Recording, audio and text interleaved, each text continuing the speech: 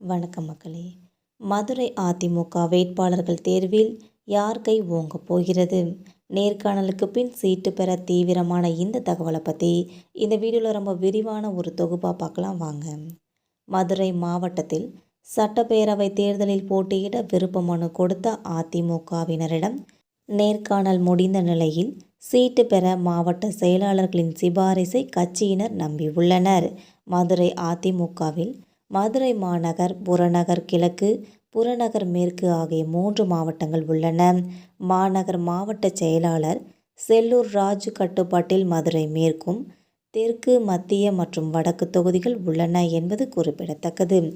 புறநகர் கிழக்கு மாவட்ட செயலாளர் வி. ராஜன் செல்லப்பா அவர்கள் எம்எல்ஏ கட்டுப்பாட்டில் திருப்பரங்குன்றம், மேலூர் மற்றும் கிழக்கு தொகுதிகளும், மேற்கு மாவட்ட செயலாளர் ஆர். உதயகுமார் கட்டுப்பாட்டில் திருமங்கலம், உசிலம்பட்டி, சோழவந்தான் ஆகிய தொகுதிகளும் உள்ளன. இந்த 10 தொகுதிகளுக்கும் விருப்ப மனு கொடுத்திருந்த அதிமுகவினரிடம் 10ஆம் தேதி கட்சி தலைமை அலுவலகத்தில் நேர்காணல் ஒன்றும் நடந்தது. பொதுச் செயலாளர் பழனிசாமி அவர்கள், முன்னாள் அமைச்சர்கள் வேலுமணி, திண்டுக்கல் சீனிவாசன், KP முனுசாமி ஆகியோர் இருந்தனர். விருப்ப மனு கொடுத்தோரிடம் தனித்தனியாக நேர்காணல் நடத்தாமல் ஒட்டுமொத்தமாக ஒரு அறையில் வைத்து நடந்துள்ளது.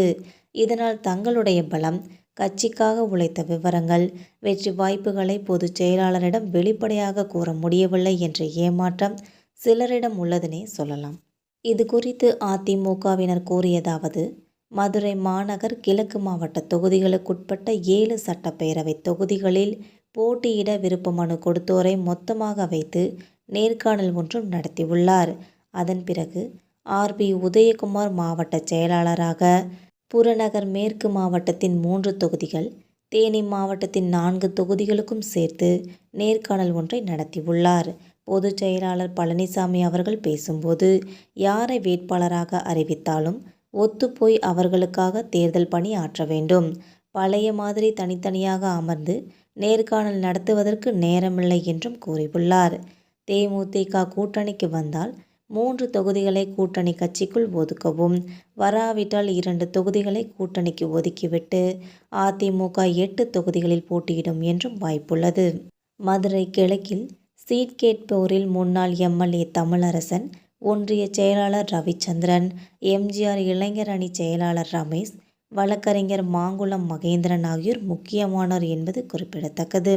இவர்களில் ராஜன் செல்லப்பா யாரை பரிந்துரை செய்கிறாரோ அவர்தான் வேட்பாளராகவும் வாய்ப்புள்ளது. சில தொகுதிகளில் மாவட்ட செயலாளரை விட பலம் படைத்தவர்கள் சிபாரிசு செய்வோருக்கு வாய்ப்பு வழங்கப்படலாம் என்றும், வேட்பாளர் அறிவுக்கு பிறகுதான் மதுரை மாவட்டத்தில் யார் கை ஓங்க போகிறது என்பது தெரியும். இவ்வாறு அவர்கள் கூறியுள்ளனர் என்பது குறிப்பிடத்தக்கது. இந்த வீடியோ உங்களுக்கு பிடிச்சிருந்தா மறக்காமல் சப்ஸ்கிரைப் பண்ணி பெல் ஐகானை கிளிக் பண்ணி வச்சுக்கோங்க. அப்போ தான் நம்ம போகிற டெய்லி வீடியோக்கள் உடனுக்குடன் நோட்டிஃபிகேஷன் வந்து சேரும். தேங்க்யூ.